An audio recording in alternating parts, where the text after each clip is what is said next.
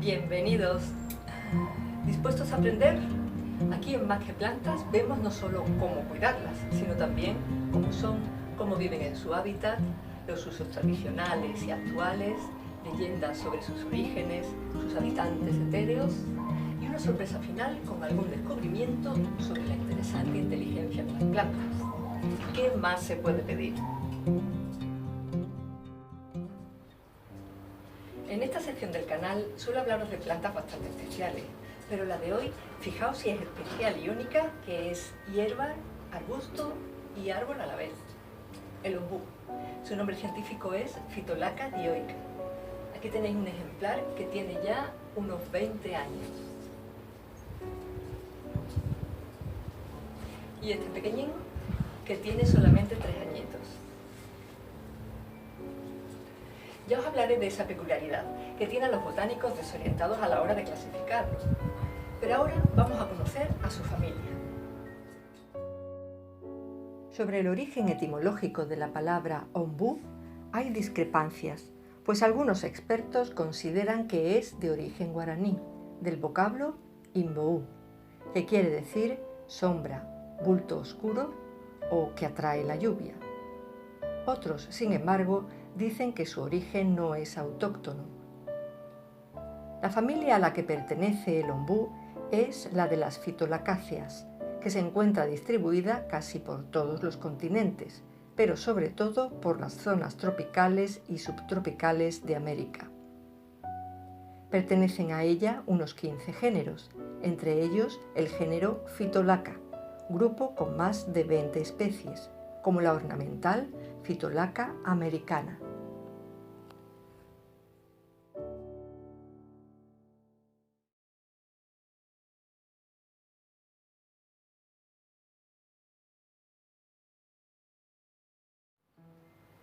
El ombú tiene porte de árbol, de hasta unos 15 metros de altura, con raíces y troncos muy característicos, porque con el paso de los años se forman como una especie de peanas o de tarimas de las que salen nuevos troncos.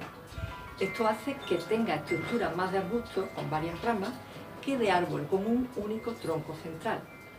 Veamos también por qué tiene la denominación de hierba gigante. Lo que más llama la atención de un ombú a simple vista es la voluptuosidad y tamaño de sus raíces. Se engrosan y retuercen incluso de forma superficial por encima del terreno. Su tallo alcanza las dimensiones del tronco de un árbol normal e incluso con considerable grosor, de hasta 2 metros de diámetro, formando una copa redondeada y densa en pocos años.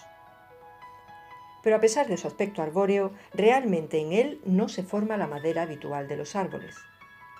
En un árbol leñoso, los típicos anillos de crecimiento de su tronco se originan debido al cambio de las estaciones, lo que crea 2 zonas bien diferenciadas en él. Normalmente en primavera o verano, épocas de mayor alimento y desarrollo, crecen células muy grandes que formarán la madera blanda de color más claro. Durante las otras estaciones, el resto del año, las células son más pequeñas y la madera formada más oscura. Es por ello que en zonas tropicales, donde hay ausencia de estaciones y el crecimiento vital del árbol es más continuo, muchos no presentan anillos distinguibles. El ombú tampoco, pero en él se debe en realidad al crecimiento anómalo de estos 2 tipos de células anuales, sin existir un patrón definido en su distribución, como sí ocurre con los árboles, sino que se presentan mezcladas y con otras células por en medio, grandes y muy hidratadas. De ahí que no llegue a formarse la madera, por su falta de cohesión y consistencia, conformando un tronco esponjoso y con gran cantidad de agua, que en vez de secarse para formar una madera fuerte, con el tiempo tiende a pudrirse y desaparecer, ahuecándose por la parte interna del tronco. Las hojas del ombú son elípticas y grandes, hasta 15 centímetros, y de un verde intenso, con el nervio principal del embés muy destacado. Es una planta caduca, aunque en climas de inviernos poco rigurosos puede comportarse como perenne, sin que sus hojas se caigan. Debido a la toxicidad de su savia, no son atacadas por insectos. Las pequeñas flores blanquecinas se agrupan en inflorescencias o racimos colgantes de casi 20 centímetros. Las masculinas en unos ejemplares y las femeninas en otros. De ahí viene la palabra dioica en su nombre científico. Sus frutos son bayas apiñadas carnosas, un poco aplanadas y de color amarillo verdoso. Son tóxicas y en ellas se esconden pequeñas semillas negras brillantes.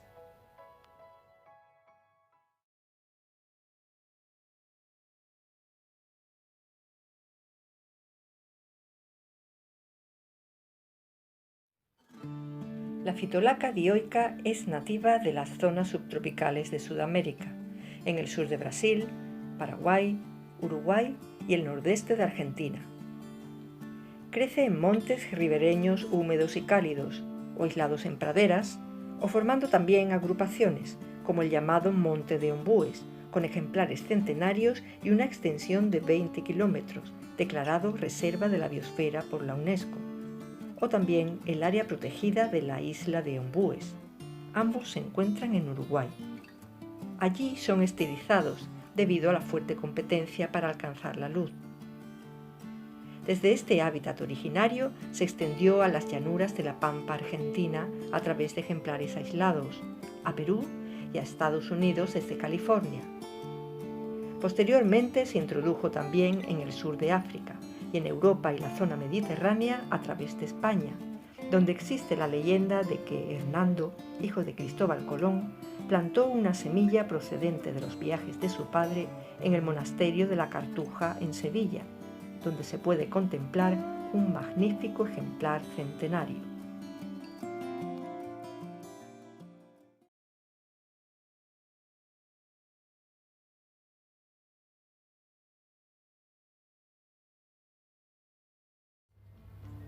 El ombú es una planta fácil de cuidar y mantener, y ya hemos visto que es de crecimiento rápido. Prefiere una tierra suelta que drene bien, pero por lo demás le va bien cualquier tipo de suelo. Si la abonáis en la época de máximo desarrollo, primavera o incluso verano, os sorprenderá cuánto puede llegar a crecer y la cantidad de hojas que puede llegar a daros. Le viene bien la luz directa, aunque en verano, si vivís en un clima caluroso, es conveniente resguardarla un poco del sol, para no amarillear o quemar sus hojas.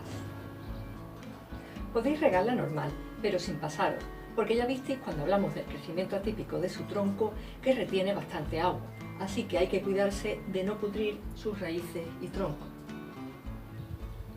La reproducción, como muchas plantas, puede hacerse o por esqueje de alguna rama o por semillas en primavera, obtenidas de sus frutos. Este pequeño ombú nació de semillas que yo misma sembré, recogidas en el campo de un gran ejemplar de flores femeninas que habían sido fecundadas gracias a los insectos.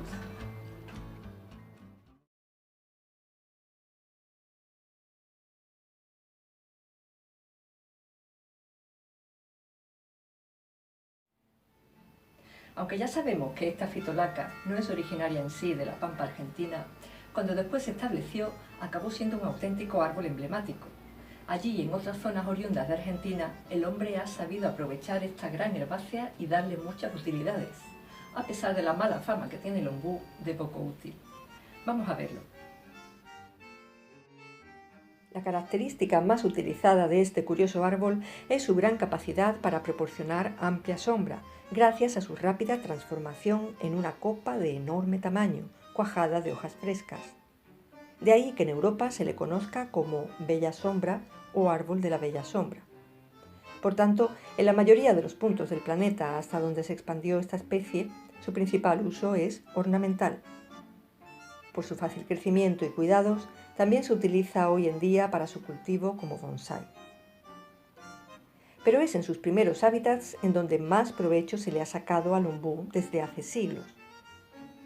Además de cobijar al habitante cercano o al caminante de paso por su sombra, en las llanuras de la Pampa o en los pastizales de otras regiones argentinas, la fritolaca es un elemento de georreferenciación, sirviendo de marca o señal territorial.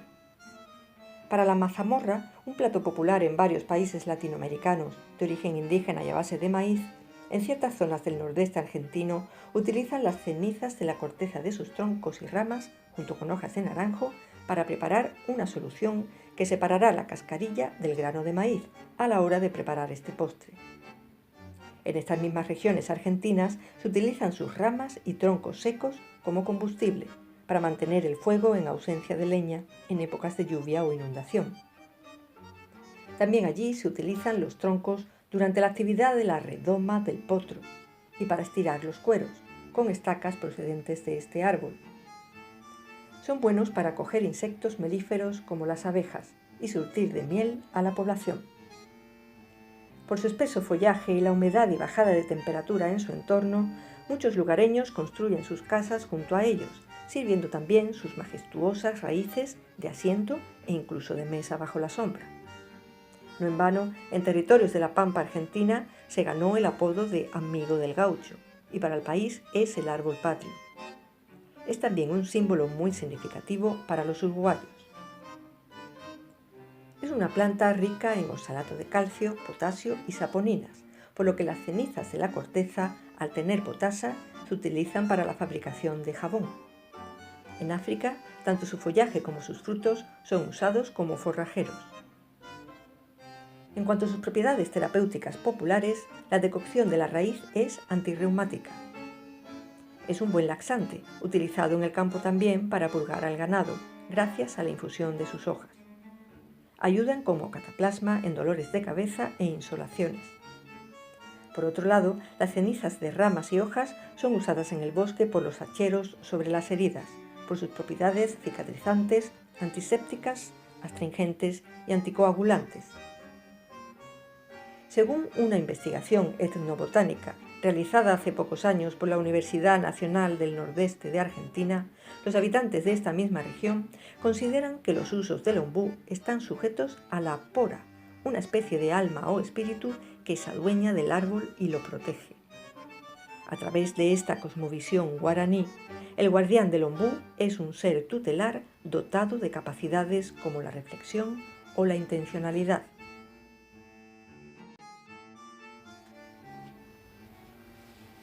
Ahora que conocemos un poco mejor a la bella sombra, disfrutemos de una de las hermosas historias que rondan por Argentina respecto a su nacimiento.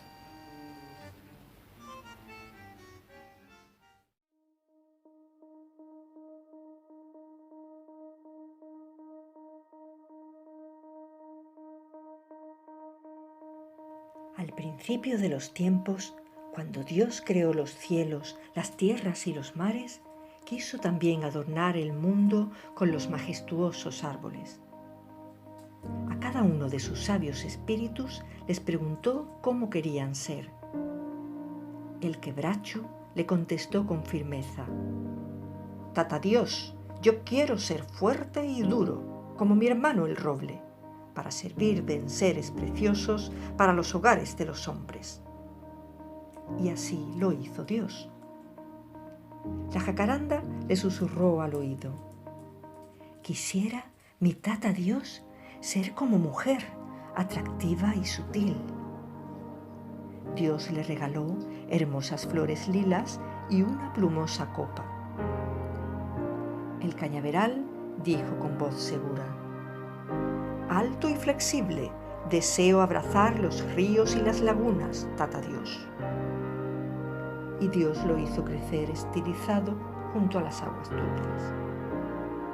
Pero cuando llegó al ombú, éste le dijo humildemente: «Tatito Dios, no me des recia madera en la que clavar ni un clavo, ni perfumes, ni flores, casi ni frutos. Solo quiero ser coposo para cobijar al viajero fatigoso y sediento y darle fresca sombra y reposo». Dios actuó según sus designios. Pasados los siglos y los siglos, el ser más querido por Dios encarnó en la tierra para enseñar su maestría en el amor. pero los hombres lo crucificaron. Cuando el ombú supo de tal tragedia, solicitó hablar con Dios, que al recibirlo escuchó su lamento. Tatito Dios, los demás arbolitos te pidieron ser lindos y fuertes, pero yo no te pedí nada de eso, ni madera dura, para no ser nunca instrumento de una cruz.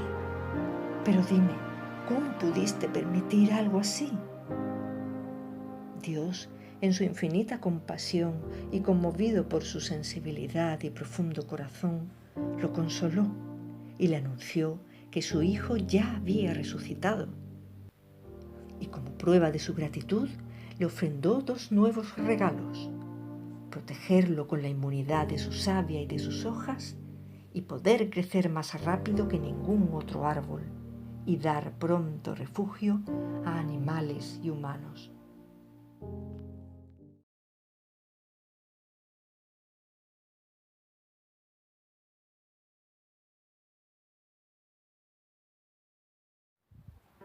La bellasombra es una planta de aire y, como recordaréis del vídeo sobre la astapelia o flor de lagarto, sus elementales tienen por tanto la figura alada de las hadas. Vamos a aclarar antes una información interesante sobre ellas. Aunque el término hadas suele ser asociado con los famosos y pequeños elementales femeninos con alas de los bosques, en el mundo feérico en verdad se refiere al fruto de la unión de 2 seres elementales muy evolucionados, uno de aire y otro de tierra. Estas hadas son los mentores que guían y enseñan en los diferentes grupos de elementales, dentro de su propia jerarquía y evolución. La singular propiedad del ombú de integrar en él los 3 estados vegetales, hierba, arbusto y árbol, nos da pistas sobre la labor de su elemental: aunar los 3 mundos del pensamiento, el sentimiento y la acción. Es como al pedir a un ente superior o al universo, según en lo que crea cada uno, que no siempre coincide lo que queremos, lo que necesitamos y lo que nos merecemos, aunque lo ideal es que sean lo mismo. No es más que lo que antiguos maestros de las tradiciones gnósticas, budistas o aztecas enseñaban sobre el recto pensar, el recto sentir y el recto actuar. Los elementales de la bellasombra nos ayudan, por tanto, a ser coherentes y unir los 3, y que no nos dejemos arrastrar por la moral impuesta o lo que otros dicen, y así lo que pensamos, sentimos y hacemos sea una misma cosa. En una de mis novelas, Fenia y las 7 puertas del bosque, de género fantástico, aparecen varios árboles, con sus distintas influencias mágicas y simbologías. Pero hay un capítulo llamado El árbol de la bella sonrisa, en el que aparece precisamente nuestro árbol protagonista. A la joven Fenia se le aparece un pequeño ser alado, o shaha, desde el ombú, que la guía y le da consejos, y así ella más adelante utilizará los poderes de sus frutos, en un momento final que será decisivo para su importante misión. Ahí tenéis el book trailer del libro, para que os dejéis atrapar por su magia.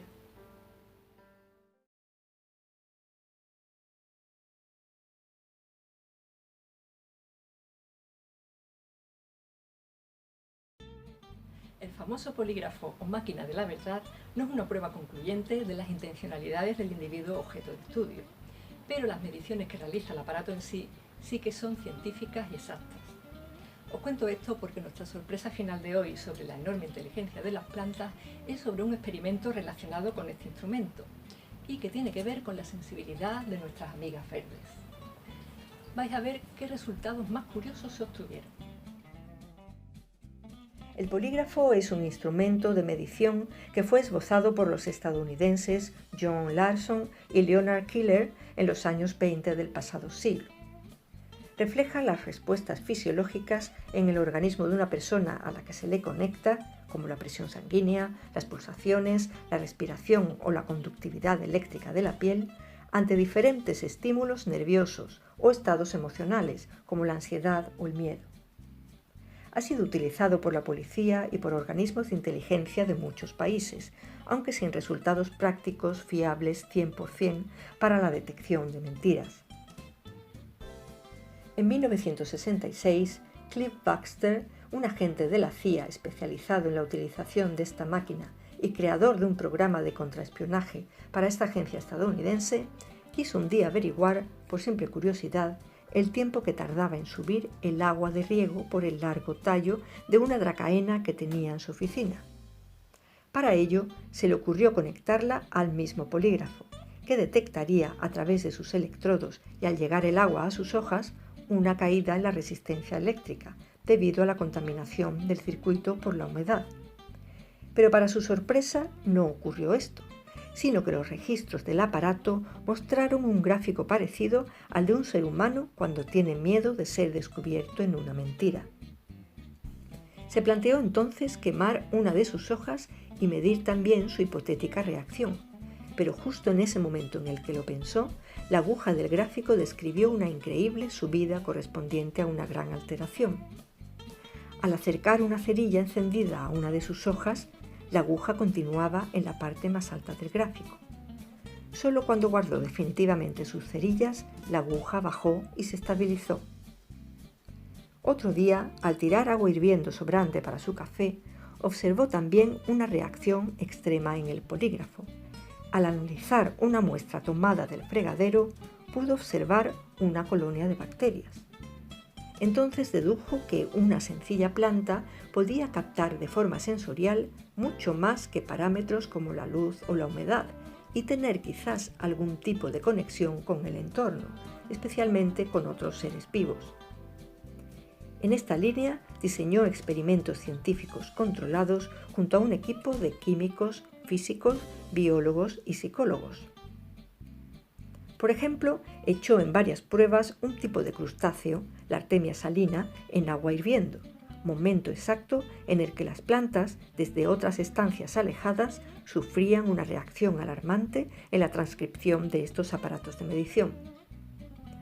Para Baxter, las plantas habían sido capaces de captar la muerte de otros seres vivos a metros de distancia, lo que le hizo concluir que los seres vivos, incluidas las plantas, están en sintonía entre ellos y poseen la capacidad de transmitir y recibir información, especialmente en situaciones de peligro.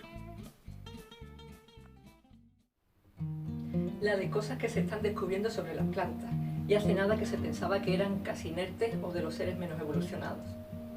Bueno, espero que os haya gustado nuestro arbolito o hierba de hoy, que le deis al me gusta y comentéis. ¿Tú todavía no te has suscrito? Pues hazlo y así podrás ver los siguientes vídeos sobre plantas y mucho más. Muchos besos. Adiós.